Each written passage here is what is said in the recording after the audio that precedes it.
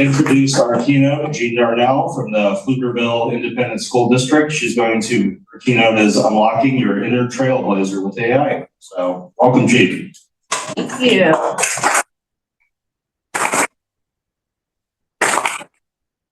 Hey, it's my mic.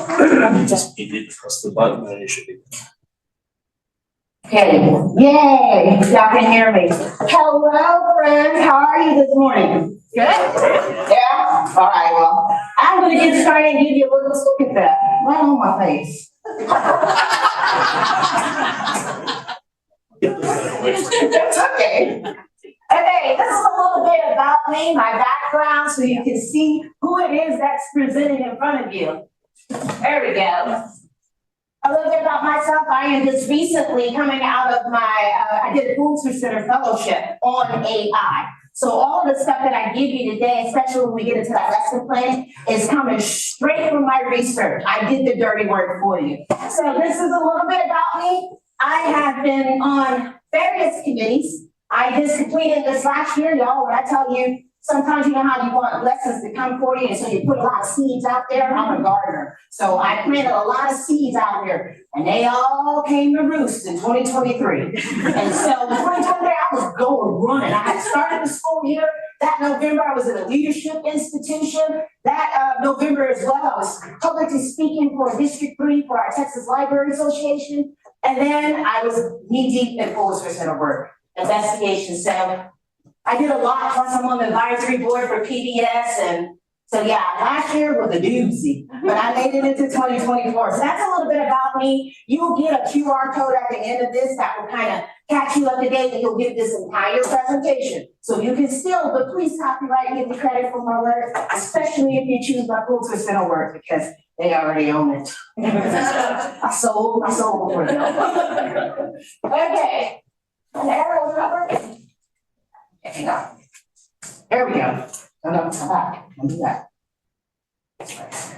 All right. So as we blaze trails in AI literacy, I want you to keep this in mind. AI machines are based on our information. They're fast. Don't get me wrong. Most of us are not smarter than a computer, as my students would say. But the thing that separates us from machines are we are the compassionate, we are intuitive, we are emotional. And we know how to be culturally sensitive, okay? Machines just know how to regurgitate what's inputted into them via their training data. So we all got to kind of work together to make sure that we move progressively forward in a conscious and as inclusively as possible, if I can say it like that.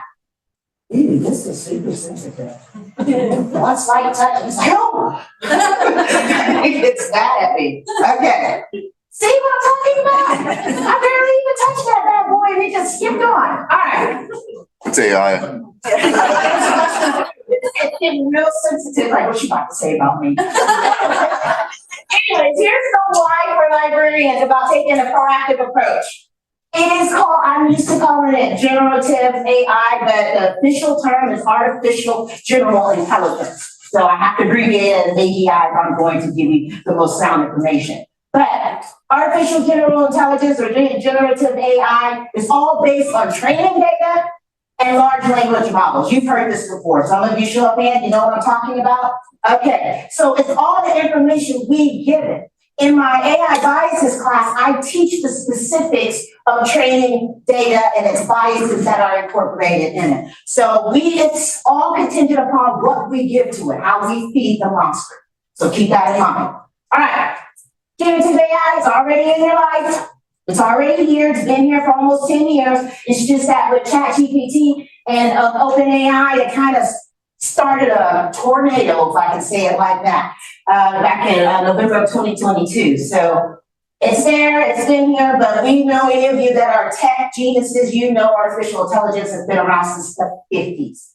Okay, if you want to go back all the way there. But there are problems with it. AI, people are fearful. Raise your hand slightly if you're fearful that AI is going to take your job. Anybody? No hands, y'all geniuses. I know. This is the reason why I'm on librarians. This is why I do what I do. So we know it's not going to take your job, but I do have an asterisk there because it's going to correlate with a slide that's coming up. We know that generative AI is flawed with biases. We don't know where they got all this information from. I want to know if they took something off my website, because I'm like, that's my intellectual property. Because AI has sent out in the neural networks of the internet, little spiders and little information gatherers. And with our generative AI companies, we don't have that transparency on how they gather it, if they respect the copyright laws, none of that. So it's kind of convoluted and a little mysterious. So there are some ethical concerns, okay, and privacy and copyright violations. And of course, generative AI, those big ones are owned by the same corporations we've had problems with before. So think about that when we think about Meta, Facebook, when we think about Google. Sometimes if you want to do your due diligence and research, go back and see how they have violated your privacies before. Because now they want us to turn around and be like, yes, let's give them everything about us, and let's hope they treat us right. So yeah, there are some concerns, but the good thing is we're librarians, and we have superpowers, right? Wait, hang on a second. We have superpowers, right? Yes. Yes, and we're gonna put on our case, and we're going to point out the good and the bad about generative AI. Okay, so this is this presentation is gonna get down to, I promise you. All right, this is how we already use generative AI in your lives. Look at all of that. Facial recognition. How many of us use our fingerprints or our face to unlock our phones? You know, you give the Apple consent to your image, right? They have it. And they can do, I'm not saying that Apple would, but they can do what they want with your image. So just be aware of fingerprints too, okay? Social media. How many of you realize or you work for a company, you might be aware that your social media is monitored? Show of hands, yes, you know it's monitored. Absolutely, I work in the education setting, so we do have monitors on our one-to-one with the laptops that we issue with students. There is some social media monitoring on there. Spam filters, navigation apps, when you talk to Siri or Alexa, all of those are part of how AI is in your life right now. That corner right there, fraud detection. Just 2 days ago, AI fraud with my bank said that a transaction that was sent was fraudulent, and they froze my card and everything. So my son was going out to go school shopping to the mall, and they're like, no, we have to hold your card. I'm like, why? They're like, well, you had a deposit. You sent that deposit back. I was like, well, it wasn't tied to the phone line that is my personal phone line. They're like, so you know the person that sent it? I'm like, yeah. They're like, well, why did you send it? Why did they send it to you? I was like, what business is that? I took the business like, but yes, that AI has alerted them that there was some weird transaction. I got a deposit for someone I never got a deposit before, and so they froze all of my assets. I was just like, yo, AI, why are you trying to do that to me? My baby needs school shopping clothes. So it was just an interesting thing. It's there, already embedded. Now, having said that, this is what the numbers are saying right now. Do you believe that 75% of educators are not knowledgeable about using AI?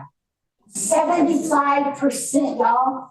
And that's why I'm doing what I'm doing, because I'm like, that's 3/4 of educators out there that has no clue, no training.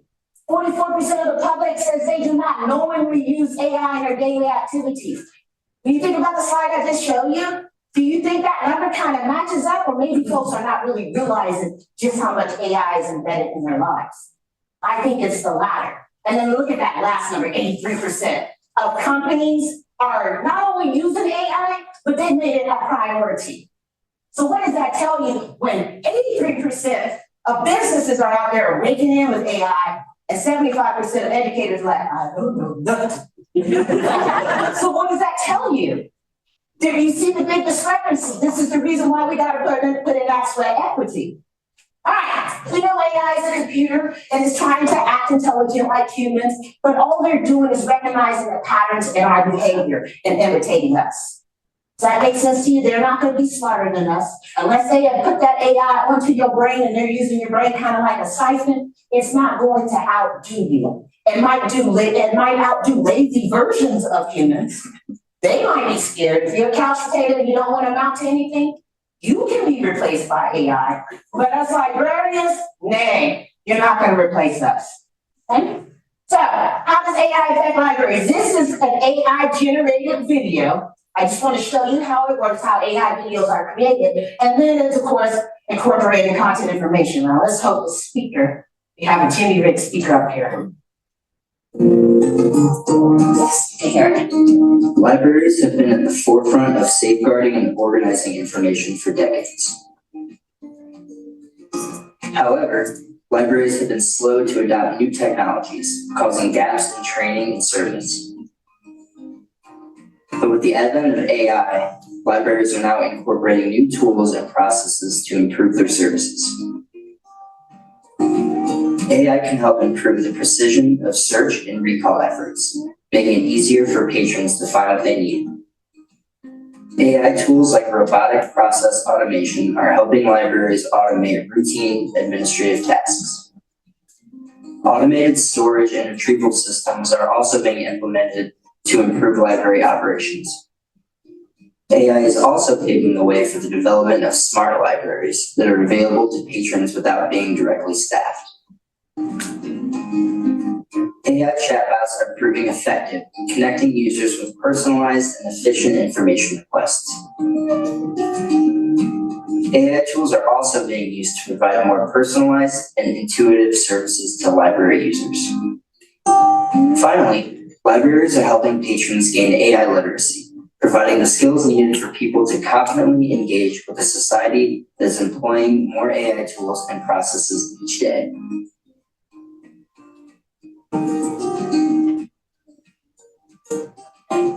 All right, did you enjoy your commercial break? All right, so that's a little bit background about how AI can easily kind of stream its way into your public library setting or school library setting. How many of you, by show of hands, already use AI in your libraries? Hallelujah, we got about 9 hands. All right, that's wonderful. So what I'd like to do, don't you dare start over. All right, so get back to this. Can I big screen this or?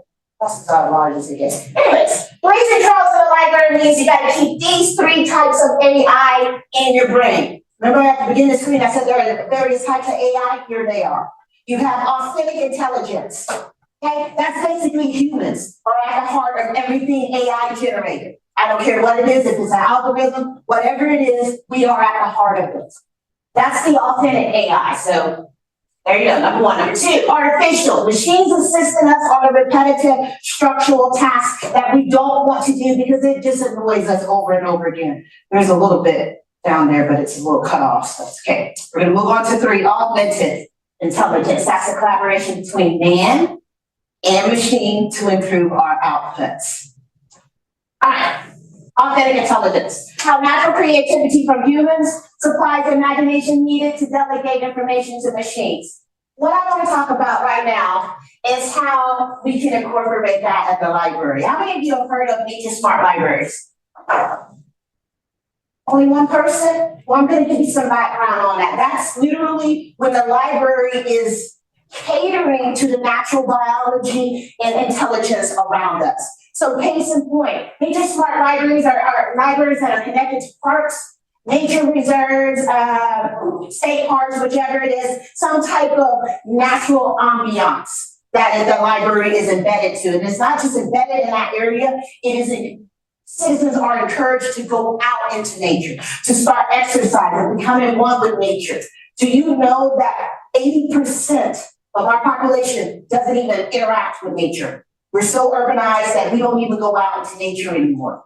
But I ought to tell you something. So I wanted to bring this attention and this data to you because that's a program that we can incorporate that as passive programming that can be consistent just based on our locale. And look at the outcomes that can happen when you bring nature into the libraries. I'm going to give you a hint. You have a library here locally that's already doing Nature Smart Libraries. Okay? Don't believe me? We'll get to it. All right, another aspect of Nature Smart Libraries, improve health outcomes, academic achievements, social, emotional benefits, increase creativity. How many of you are hikers? You like to go out and hike. How many of you go out and hike when things are stressful and you need to clear your mind and process some things? I'm gonna raise my hand because that's what I do. Now imagine if that was right there in your library. Instead of having to drive 30, 40 miles outside of the city to go to hike, nothing wrong with that. Imagine if it was right there in your community. You only have to drive 10 minutes to get to somewhere where you can start hiking and improving your mental health. How many of you would take advantage of it? I sure would. Okay, so here are the cities that are embodying that smart nature libraries. Look at that, most of them are in the north. There's really only 2 in the south. Austin, woo! Give me that for Austin. And then Louisville, Kentucky.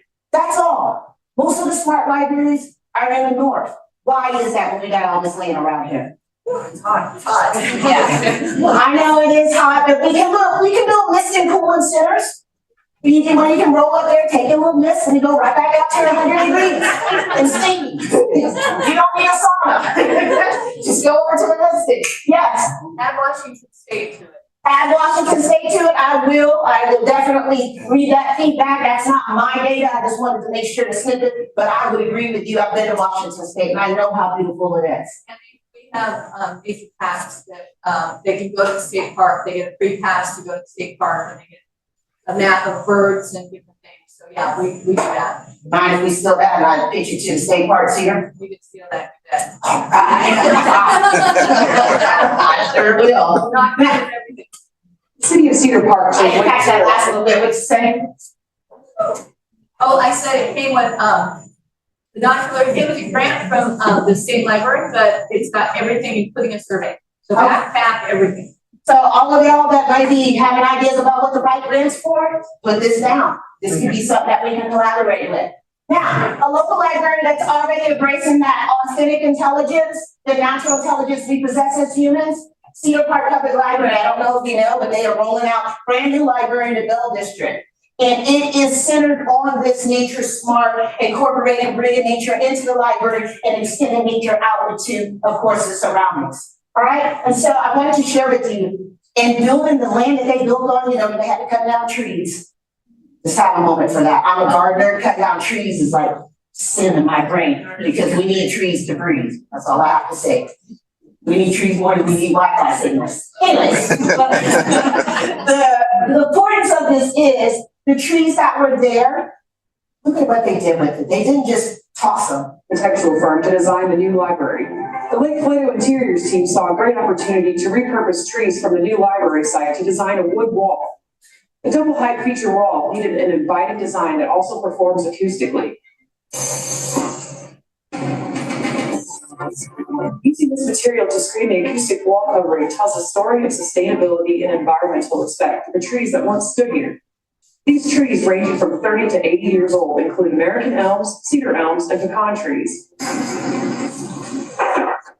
Stood on the library site and skillfully cut at a local Texas sawmill, this wood feature wall preserves the memory of these trees.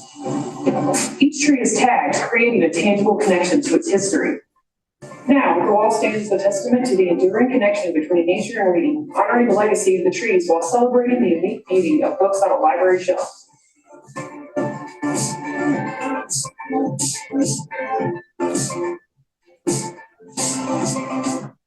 All right, so the people that built that library out in Cedar Park, they also have a place here called the Holdsworth Center. And I don't know if you've ever been, it's right there on the lake, just past downtown, I think it's just west of downtown. But they have an actual retreat for educators. And this past year in 2023, someone wrote my name in as an educator that deserved a weekend retreat. And I almost said no, I wasn't gonna go, because I was like, I don't know about this getting out in nature, and place I've never been. I wasn't comfortable, never heard of it. And I was last minute, I was like, you know what, you never do anything for yourself. And somebody wanted you to have this experience. So you either gotta put up or shut up. So it was Halloween weekend. I packed up my stuff, I said goodbye to my boys, I don't know you. And I left. 2 days I was gone, and let me tell you, the nature preserve being built, having an education center there, it did wonders for my health. Any of you have ever stayed in a full original log cabin with like wood walls and beams and everything? The air is different. You breathe differently when you're in a wooden cabin. And when this whole space, they had all of those natural accents. I felt like I had been transported to someone. I ain't never been treated so nice as an educator. I had 5-star dining, all the beer and wine you could drink. I didn't know what to do. They had no good, I just walking around like, wow. Oh, this is amazing. So it was a wonderful experience, proof positive that bringing more nature into your surroundings improves your health. That's what we can do with our authentic intelligence. Machine can't duplicate that. You can't duplicate the natural. So that's why that authentic intelligence is important. Now let's get to artificial intelligence. The bane of our existence. I'm just playing. This is how machines can rescue us from the repetitive and structural parts of librarianship. Any of you have ever seen an algorithm before? Show of hands, you know what an algorithm looks like. If you saw it on a visual test, you'd be like, that's an algorithm. I know that. Okay. So what I did, they talk about, and the example that they gave was a video that you watched earlier to talk about circulating unused resources. So I said, let's see what Google Gemini can do. I went to Google Gemini and I gave them this prompt right here on the left side. So I'm going to create an algorithm for library circulation. This is exactly what I did. I did not do anything different than what I had presented to you. To create an algorithm for library circulation, be sure to use the circulation data to focus on less circulated items. Have that information generated into a graph to insert in a newsletter. That's what I told Gemini to do. Okay, it took that information, it came up with what they wanted to do, the output is on the far side. Okay? They gathered circulation data, they cleaned some data, they calculated metrics, all of that stuff. I hate reading to people, but you know, it is what it is. And then this was whoa, bro. This was the algorithm that it produced. Now, if you have an IT department in your library, they can tailor this more specific to what it is at your specific campus. But for those of you that are location, or for those of you that have never seen an algorithm before, I wanted you to look at what the data actually looks like so you can see it and recognize it for yourselves. Okay? This is another way of how AI can assist libraries. This is what's going on the left side. That's what's going on in Dubai. Any of you have ever traveled to the United Arab Emirates? Anybody? Okay. Do they have did you go to any libraries that were there? Oh, it's okay. We still love you. They have already incorporated robotics into their libraries, and it has been there for the last 7 years that we can track all the way back. So on the cross-global aspect, we're kind of running a little bit behind. Any of you have robots in your library right now? Woo-hoo! We have 5 hands up in the air. I wanted to show you a little bit about the robotics and mechanic. They took an actual, let me just show you. You can read in the center, they saw. When I tell you to stay super sensitive. Okay, so they noticed this robot in a restaurant and they said, hey, that could be in our library. So I want to show you just a little bit of what it can do.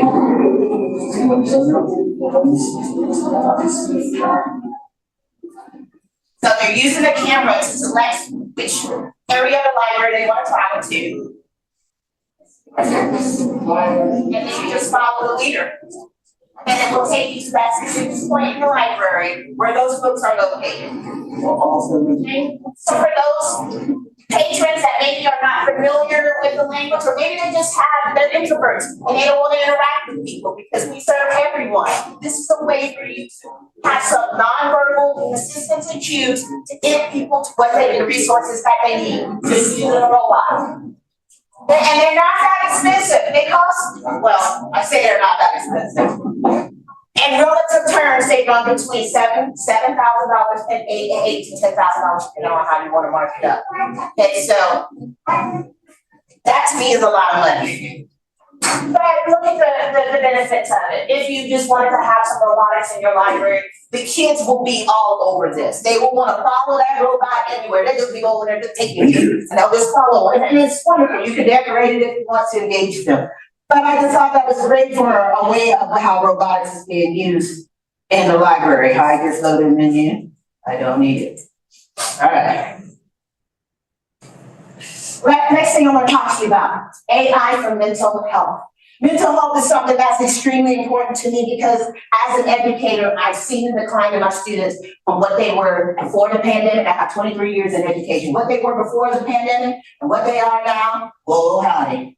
They need some support. Adults needed some support after being locked up with their kids and their spouses for all that time. So I want to introduce to you AI's WISA. It is a AI-based app, but it's monitored by chatbots that are monitored by doctors and physicians. And it's accessible 24/7. Okay, and these kids, it's marketed to young adults because that's the segment group from 16 to 24 that we've seen a ridiculously and alarming increase in suicide. Okay, and so we have to, I feel like as secret super agents of the public and our communities, we need to look at that. So I thought this would be an interesting passive program that you can incorporate into your library using AI. And so this will take you into a little bit about it. There's a video and I'll go into it, but for the sake of time, I'm going to skip past it. Again, you're going to get a copy of these slides. There's been a lot of addressing of mental health, and I would love for you to take a look at that. If we have time, I'll come back to it. I want to get to the augmented intersectionality of the two AI. So I've presented to you authentic AI, artificial AI. The third AI is augmented. That's when we merge the worlds together. Okay, it's the harmony between artificial and authentic. Any of you ever had immersive reality books in your libraries? Only 3 hands? I would invite you to get you some Google VR virtual reality, augmented reality Google goggles in your library, especially if you want to engage the youth. Everything is in the virtual world now. That's how they live. That's where they prefer to be. They prefer to be in their video games than sitting at the dinner table with you. Not to say that that's right. It's wrong in my book. But we need to reach our kids. We need to meet them and get them where they are and bring them out of the virtual reality or bring them back into reality. Whatever it is, I feel like we should meet them where they are. And these virtual reality books and immersive reality books are exciting for the kids. If you've ever seen them in your library, those that have them in your library, would you like to share on how the kids react to it? Yeah. Whoever it was, you right here, go. Yeah, sorry. Yeah, we only have a few of them. We bought them a few months ago, but yeah, each book comes with a little like Google Cardboard viewer thing that you can put your phone in, and it's pretty cool. Like, and the kids have been really excited. It's been fun to watch them go out.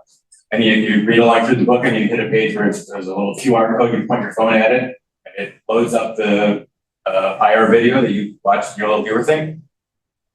And also, it works if you don't have a phone that you can put in it. You can just sort of watch the video as a video on a computer or a tablet, which we were happy about because not everybody has a smartphones.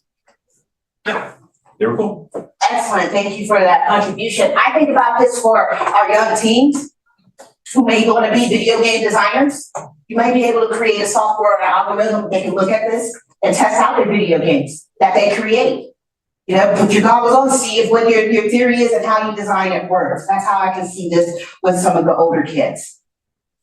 Now, I don't know if you know about Texas State University, Alice Laboratory. It's led by Dr. Coy Lynn, and they will teach you classes on how to incorporate immersive realities into your libraries, okay? And this was what he had as a demonstration on the AIDS quilt, okay? It was a virtual AIDS quilt out in nature. So you could go out in nature, you could see the quilt. Some of them had QR codes and you could tell about different family members and who they were out while you're walking through on a path, and just scan that QR code and you pop up and you see images of those people's lives and who they were, and they tell their story. And I thought that was a wonderful way that if you had some type of natural surrounding, you can incorporate this. I think it would be cool and a wonderful aspect of your library. You can, taking away the actual subject content, but think about a secret garden for the younger kids, and they can go around and scan different things and see different images and characters pop up in their natural setting, and maybe even interact with them. So that's how I can see you using this in the library outside of this actual specific content. But I thought that was super cool.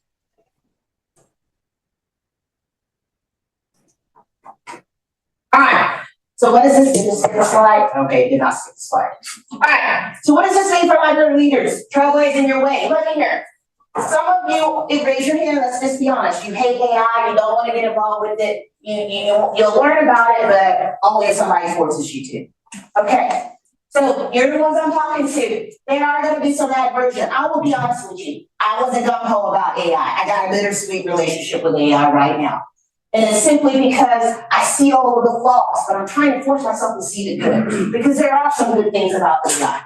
Okay, so you're going to have to work with those that are reticent about joining AI, but you're going to have to get some new skill sets too. We're going to have to learn how to manage AI, police AI, create policies and procedures as it relates to AI. Understanding those data algorithms that we were talking about, okay? Coordinating and coaching, all of those different things. Virtual assistants and chatbots. You need to vet those companies.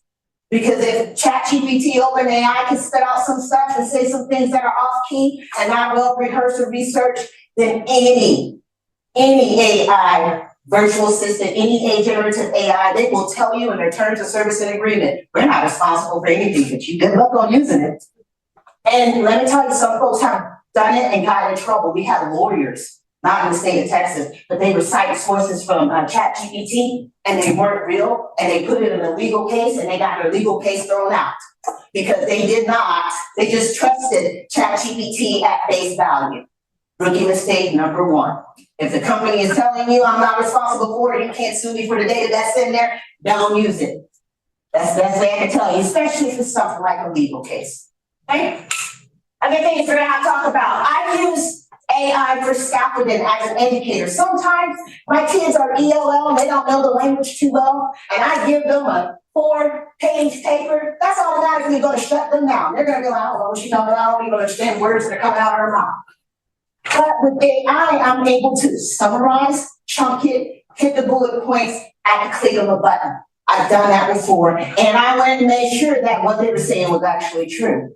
But you can do that for those kids that are trying to acquire the language, and even adults that have immigrated and they don't know the familiars and the customs. You can use AI to chunk information. Okay? New knowledge, drafting AI policies. I'm trying to say this and not step on anybody's toes. But when it comes to AI, how many of you right now you have an artificial intelligence policy at your library? That's one hand. Out of 60 participants here, only one. Generative AI has been out for 2 years. This is how slow we are acting. And our kids are using it right now.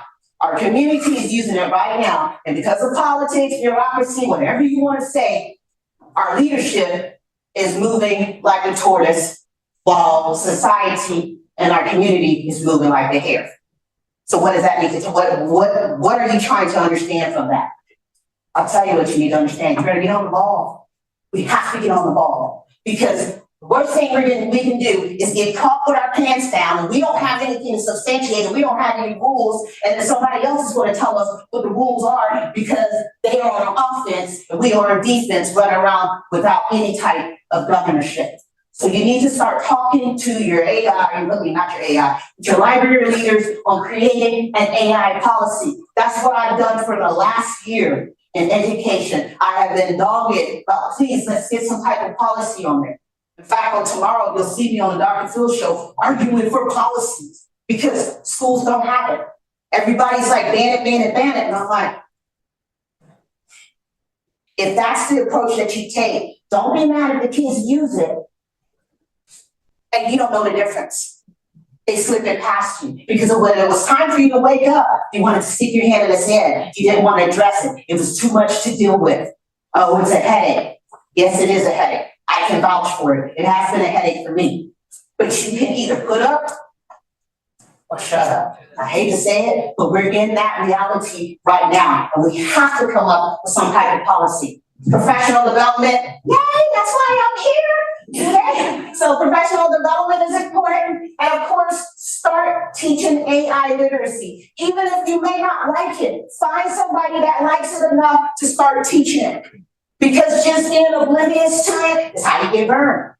And I don't want any library to get burned. We're already in enough trouble already in the state of Texas. We have way too many fires right now. We don't need AI to be coupled along with this. So I encourage you to go back and start talking to your leaders. Okay? New approaches to problem solving. You can use ChatGPT. You can use chatbots. You can have rule smart libraries that maybe you may not have the manpower to actually pay someone to be in that role, but you can have little satellite situations going on that can help people get to the resources that they need. So think about that. An AI customer support phone line that will take you to a video, 3 minutes to show you how to set up a customer support AI line. Okay? Then we got to disclose and shorten the equity, digital equity gap. How many of you realize that there was a huge digital equity gap in your community during the pandemic? What have you done differently since realizing that information? Would anybody like to share? Because not all Wi-Fi signals are the same. Let's just be honest. Please share what you've done. We got a grant for it, but we didn't have circulating laptops or hotspots prior to, and now we do. There's problems along with that, but we tried. Yeah. Okay, And the laptops came with with data as well. excellent. Anybody else would like to share what they did with their library to close this equity gap? Yes, ma'am. We had a grant from our state where we have parking lot Wi-Fi at every of the public libraries. It was done with our internet service provider and the Take It Outside grant. Public Wi-Fi saved me with my local library when our internet went out for whatever reasons. It was Houston. So, our internet would just go out. But going up to the library, just being able to sit in a parking lot and do a virtual interview or hold a virtual, whatever type of session was, it saved me. So I know the impact and the benefits of closing that digital equity gap. And I had a computer at home, but just sometimes your internet gets out or whatever. Somebody hits the telephone pole in your neighborhood and the whole thing is shut down, which is what happened to us. So anyways, inclusion of virtual and augmented resources, all of that stuff are the new approaches to problem solving. So I want you to see Airtable. Airtable is a new AI-based software that can collect your Google Sheets, your databases, your Microsoft Excel, and they can find the relationships between your data. Okay, and so if you wanted to find a book that had song in the title, this could help you correlate it quickly. So I just wanted you to see a little bit of a commercial about this wonderful Airtable. Welcome to Airtable. With Airtable, you can organize anything: projects, customers, ideas, you name it. It's as straightforward as a spreadsheet, but gives you the power of the database to work exactly how you want to work. Whether you're managing a successful record label, planning an upcoming move, or wrangling all of your team's deadlines for an upcoming rocket launch, it's easy to organize anything that you can imagine. It's not just numbers and text. With Airtable, you can add rich field types like checkboxes, drop-downs, long notes, links to other tables, and even drag and drop file attachments, complete with document and image previews. You're not limited to only seeing things in a grid. You can group and organize your records, show them on a calendar, arrange them in a gallery, and embed them onto your website. You can even create and share a form. And the responses will feed directly into Airtable. Use Airtable on your own, or collaborate with the team to get things done. You can tag collaborators and message with them directly in the context of your information. And all your changes are securely saved and instantly synced across all devices and teammates, so you're always on the same page. Airtable. Organize anything you can imagine. That's a little bit about it. It is friendly to Google devices. So if you are a Google, no sir, that's not what I told you to do. So if you already use the Google Suite or your library is already in a contract with them, that's embedded. You can add it to your bar at the top. Okay? I just wanted to share that a little bit with you. Nope. Well, You do it. Okay. Last little bit. Your role as a librarian, remember I told you about the asterisk at the beginning about your jobs? Here's the slide that we're going to talk about, okay? Some jobs today that exist, 2040, it's not going to be here, okay? Some of those jobs, customer service representatives, receptionists, bookkeepers, accountants, salespeople, warehouse workers, all of that stuff. The biggie, data researchers, and analysts, okay? So, having said that, look at some numbers. 2 million of jobs will be replaced according to MIT and Boston University. Manufacturing jobs replaced by robots. 14% of global employees will change careers due to AI, robots, and digitalization. This is coming from Forbes, National University, and of course Boston University and MIT. Okay, and 67% of jobs in the United States and Europe are exposed already right now to some sort of AI automation. with 25% of all jobs performed by AI. Okay, so that's what our numbers are saying right now. Now, who are the people in these jobs? In my AI ethics and biases class that I teach, we talk about this thing. We look at how generative AI is positioned in people's roles and who is usually in what type of jobs. This is what the data is saying. Stable Diffusion, which is an AI generated image, took over 5,500 images and they placed them and recognized them as jobs. Okay, and this is what the data said. Tones and our skin tones. Our peach friends, look at where they are. Our brown friends, look at where they are. And this is what the generative AI images is saying. That's what's already produced. Now, what does this tell you? You have to look at this data as wonderful librarians. What is this telling you? Don't be afraid. AI impacts productivity. They'll be impacting jobs productivity. Okay, you said, somebody get a microphone, shoot back there. I think I understood in general what you're saying, that is impacting skinned folks more than light skinned, if I can summarize their It's going jobs. to replace the jobs of the dark skinned people and impact their job more. You see why I'm worried? Yeah, you got the inference. You see why I'm worried? That's what generative AI is spitting out, and it's scary. Scary data. You think that's bad? Take a look at this. Same data. Now it's just man versus woman. You see what it's saying? Girls like me can't be an engineer, politician, architect, lawyer, which is funny because guess what my mother is? A lawyer. You know, she's already defining generative AI. I love it. Okay, but no, seriously, she is a lawyer. But according to this data, she's just one of those little squares up there. Okay? What is it saying about the low paying jobs? There is no news at all in the housekeeper section. But I was like, what? You look at that show with Tony Danza? Who's the boss? Sounds like they should have at least one up there for Tony Danza. They ain't give her no credit.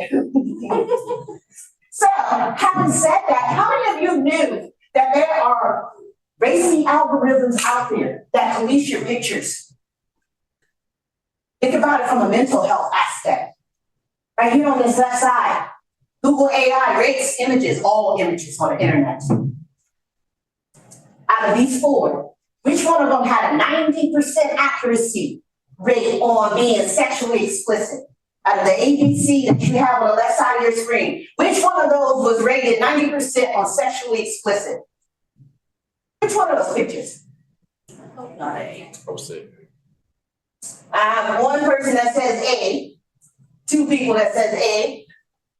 If you're in agreement, put your hand on top of your head. I'm gonna do you like I do my students. If you're in agreement, put your hand on top of your head. I mean, we got a lot of T-pawns out here. Okay, you are absolutely right. It is A.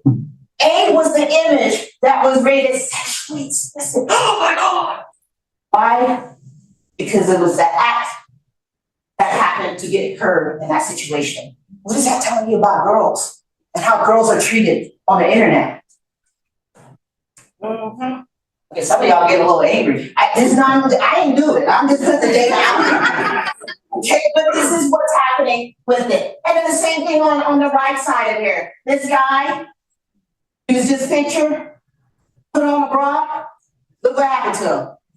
The ratings was like, oh, no, oh, Jesus, somebody called, throw some holy water on that picture. What is going on? That's literally what happened.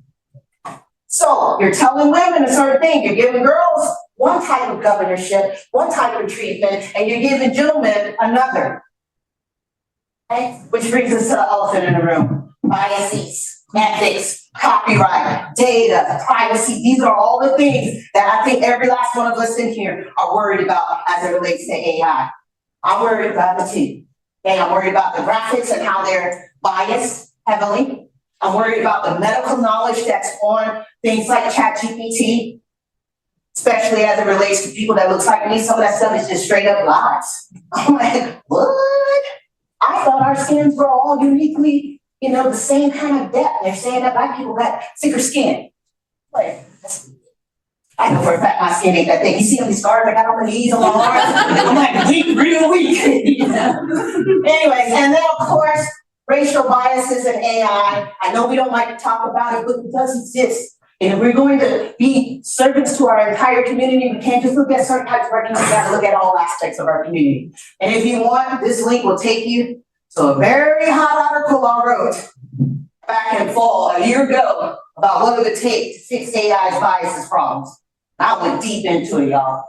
I had links and everything. You don't do that to no librarian, come out here with some stuff, and it is not factually, copyright, or ethically the same. So if you want, you can go back and read that, but I promise you, it's interesting. That was the nice washed down version. There's like an unedited rogue version on my Medium. But anyways, I was hot, let me tell you.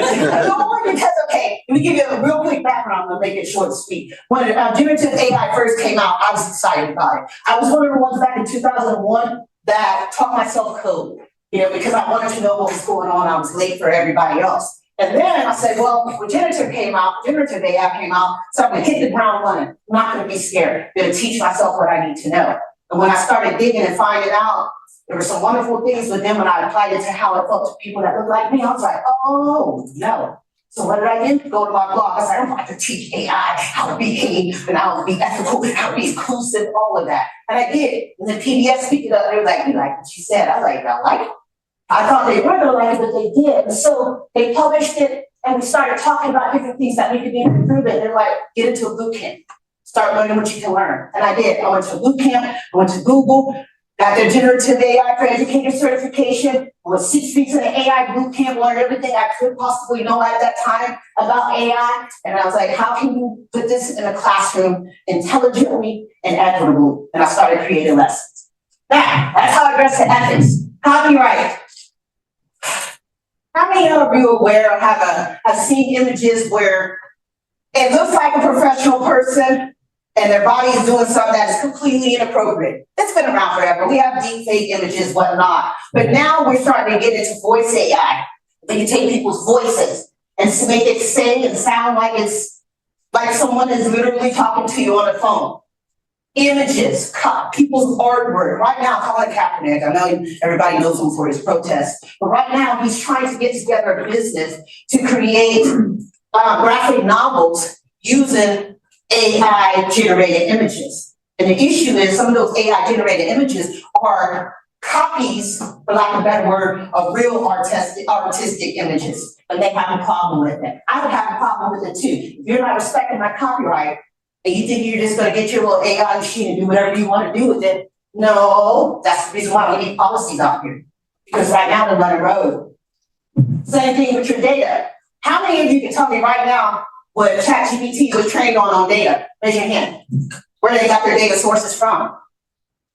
None of us can. There's zero transparency of where they got all the information. Why? Who said that? You right. Hey man, somebody give that man a high five. They did. They took that information. Oh, well, it's on the internet. It's public knowledge. Just because it's on the internet, it's public knowledge, doesn't mean it's yours to take. You know? And so we have to talk about the copyright. We have to talk about the data. Okay? What are these algorithms? Why can't we see their algorithms? They don't want you to know that. Because they don't want you to know how they might be doing some trickery sleight of hands. Okay? And of course, privacy. That biometric data. Who has your face? If somebody wants to hack and put your face on a camera somewhere and it's committing something that is not legal, how are you going to substantiate that? Who are you going to argue with? Who's your alibi?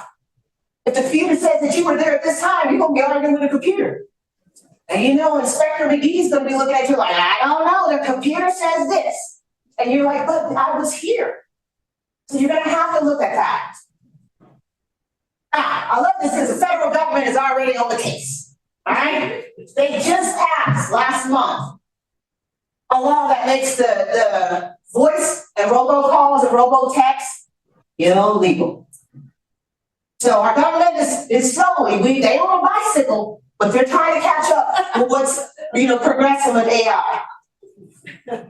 Now, this is how I did it. This last year I taught AI my district, I was like, hey, I have this big lesson I wanna do, blah, blah, blah. They're just like, yeah, but you're not touching AI right now. I was just like, they're like, yeah, you can't teach any AI apps. It's just, but I'm like, my kids are talking, and they need to. I was like, so what can I do in order to respect the rules and still get the kids the content that they're interested in? So this is my workaround. Like I said, yo, that's a librarian. So I went out there, I said, we're gonna do some research. And what we know about, we ain't teaching AI, but we're gonna research AI. And that's exactly what I did. I taught them how to use AI as far as from an observer's standpoint. I showed them how they could use it, and then I gave them articles that they can use to investigate. I said, I want you to put on your Inspector Gadget goggles and get to looking at the content that's out here already. As soon as they started learning, they were like, yes, AI can do this. I'm like, and AI can do that. I'm like, uh-huh. And then they were like, and I started teaching them other things about schools and colleges that were using AI already that they weren't aware of, and they were just like, oh, I was like, yes. So I'm running out of time, let me wrap this up. Now, for those of you that are curious, these are the articles that I use to teach my kids. Okay, those are the articles. I'll give you a couple seconds to look at it. That the ones that we were just looking at with the images of the raciness, that's this article right here, number 2. Investigators find AI algorithm objectify women's bodies. Read that. If you're a girl, read it. Read it and then try not to smash anything. Try not to go into Hulk mode because it will send you into Hulk mode. But definitely read it out there. My kids that are a little bit on the rougher side of life, they were looking at number 3 and number 5. And I had a whole derailed 25-minute conversation about facial recognition software. The kids were fired. When I tell you fired up, I've never seen a group of kids literally turn all into detectives to make say one of them was on the Constitution talking, which one of those amendments? Which one of those amendments are on my privacy? I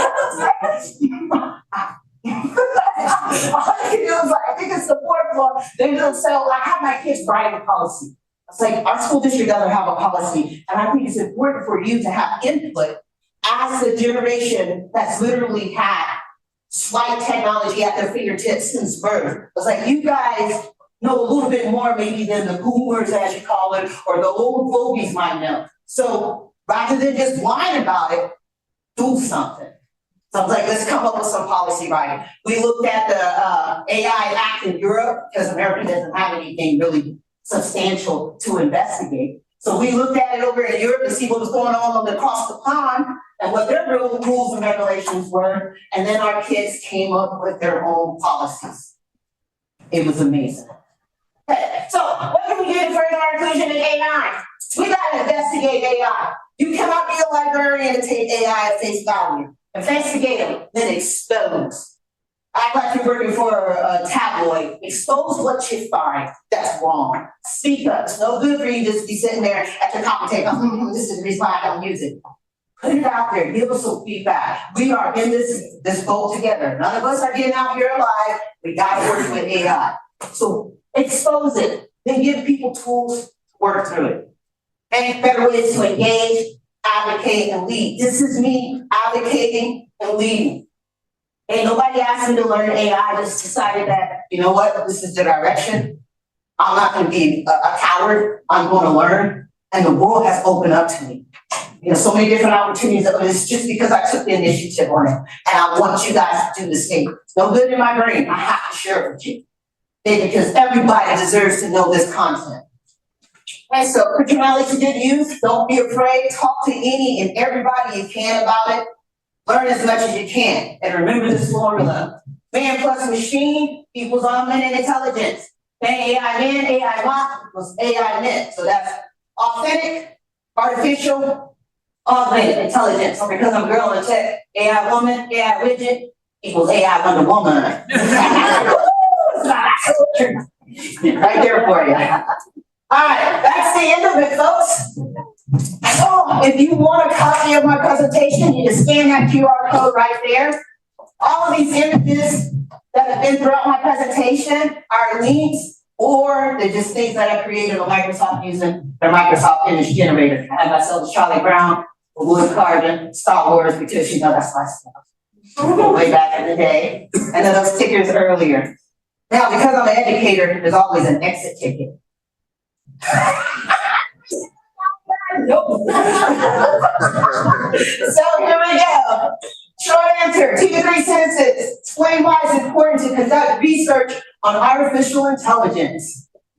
Who is my brownie kid? Who's my superstar? Who's listening to the presentation? And you give me 2 to 3 sentences on why it's important to conduct research on artificial intelligence. Anybody?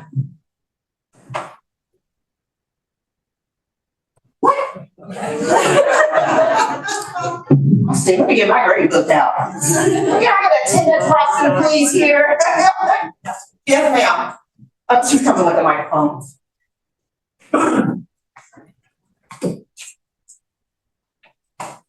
My knee-jerk reaction, my knee-jerk reaction to this is just safety.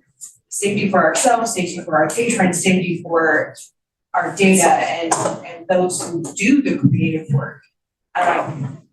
Knowing that this is out there and knowing that we have a part to play in changing the narrative, changing the data underneath it, just making sure that people are safe and educated, like you said, educated to keep themselves safe.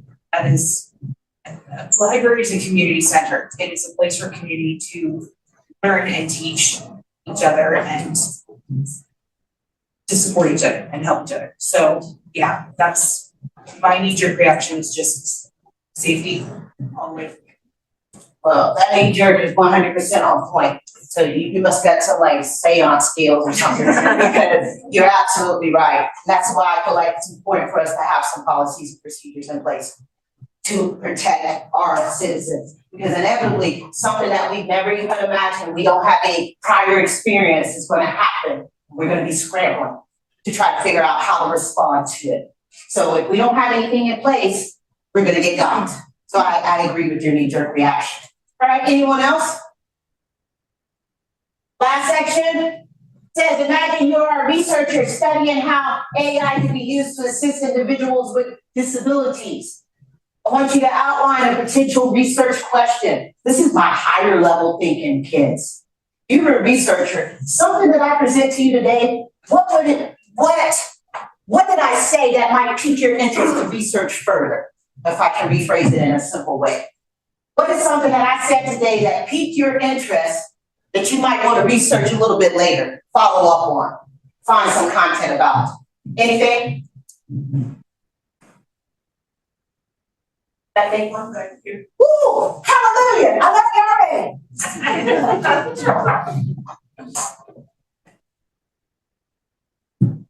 Right, I'm gonna do the, my example is I'm actually living it. I have type 1 diabetes, and the new pump technology reads my blood sugar level, and the algorithm still needs a lot of work. But it does, it's kind of a safety net for if my blood sugar is going too low, it stops giving. One pump actually will start giving the sugar you need. But it's reading if I miscalculate a meal, which is often, it'll kind of autocorrect back and forth. In the medical world, there's a lot of diseases that it's, just 2 or 3 things that need to be inputted to keep it balanced. The goal is balance. How can we balance this? So, all right, if we know your weight, we know your pre-existing conditions on how to fit in that algorithm, you could potentially save lives. Yes, or cause a dramatic situation if they dispense too much insulin, thinking it's another, you're having a low blood sugar day and they overkill it with the algorithm, which can cause some dire effects. So have you sent your concerns to the manufacturer of the insulin pump? Yes, and I'm part of a support group back home, and we've got like 20 people and all on different pumps, and we're all rating which pump has the better algorithm. collect that data. We're like, okay, can y'all talk to each other? They're all like, no one's sharing. We're like, please. But yeah, it's also, it helps mothers. I feel like mothers of small children, I can't imagine Right, having your 3-year-old diagnosed with this right. and not being able to see anything. At least now you have technology that can help you do your job of being a parent. Whereas before, you were completely blind, guessing what to do. Hopefully they can do something about like food allergies. Regulating that, I'm like, it's sort of endless in the medical world what you can do. Absolutely. I think about this as it relates to quadriplegics and amputees, how technology can help them. There's a like brain computer imaging that they can actually attach sensors to your head and help you control those appendages that they primarily did not have any control of. So AI and technology, they do have wonderful advancements. I don't mean to say that they don't, but we just need to make sure, as she said, and as I hope that I presented, that there's some balancing and some governorship of it. So I really am, oh, yes, ma'am. I just have one more thought. You brought up a slide with mental health assistance with AI, and I think I would do some more research because if I have a symptom, do I want to Google that right now? No, it would scare me what it would say, and I would feel like this would put me down a very dark path if I wasn't doing enough research, especially for 16 and up with what's going on with our children nowadays. So I would be very hesitant in this world if I did more research, just because Google right now is scary for any mental or physical issues. Could you worry about the tracking? Not the tracking, being told wrong information. I agree 100%, which is the reason why I stress vetting what you're doing. But because I know about YSEP, please go back and listen and watch this presentation because it will go into way more detail than I did because I didn't even go into the video. But vetting your sources. I have vetted YSEP. I know that it's, in my opinion, some solid content. I have used this and know my own experience with it, so I can speak truth to power about YSEP for me. But I encourage everyone, don't just take Jean's opinion about it. Investigate and find out on your own.